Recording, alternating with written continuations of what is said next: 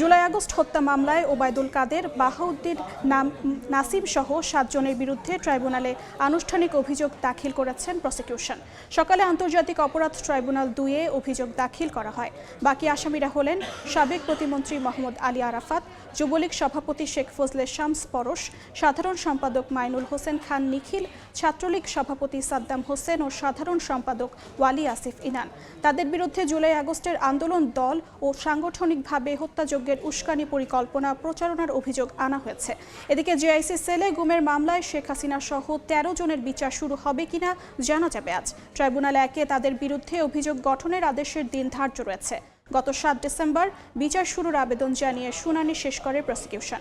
মামলায় আসামিদের বিরুদ্ধে সুনির্দিষ্ট 5টি অভিযোগ আনা হয়। এদিকে চাংখারপুলের 6 জনকে হত্যায় ডিএমপির সাবেক কমিশনার হাবিবুর রহমান সহ 8 জনের বিরুদ্ধে দ্বিতীয় দিনের যুক্তিতর্ক উপস্থাপন আজ।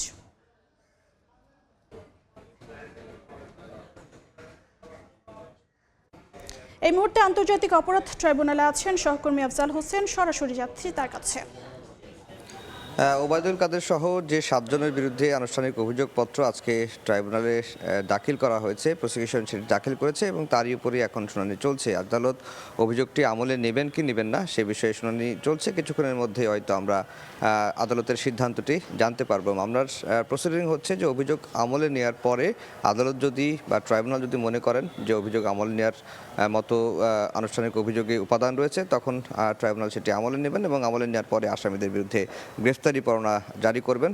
এখন সেইটিরই শুনানি করছে প্রসিকিউশন এবং প্রসিকিউশনের তরফ থেকে গাজী এম.এস. তামিম শুনানি করছেন, সঙ্গে রয়েছেন অ্যাডভোকেট মিজানুল ইসলাম। এবং যে 7 জনের বিরুদ্ধে আনুষ্ঠানিক অভিযোগ দাখিল করা হয়েছে, এই 7 জনই কিন্তু পলাতক রয়েছেন। 7 জনের পরিচয় হিসেবে বা তাদের বিরুদ্ধে সুনির্দিষ্টভাবে কোনো অভিযোগ আনা হয়নি।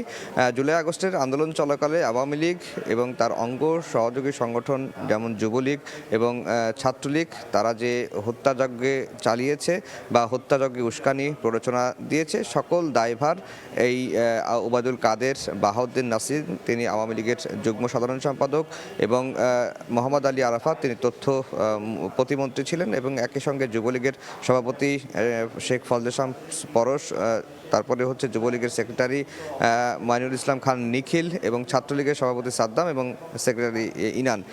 তাদের বিরুদ্ধে সুনির্দিষ্ট কোনো অভিযোগ না আনলেও জুলাই আগস্টের আন্দোলন চলাকালে আইনশৃঙ্খলা বাহিনীর সঙ্গে আওয়ামী লীগ, যুবলীগ, ছাত্রলীগ যে অন্যায়গুলো করেছে, যে অপরাধগুলো করেছে, সেই অপরাধের সকল দায় এই 7 জনের বিরুদ্ধে আনা হয়েছে।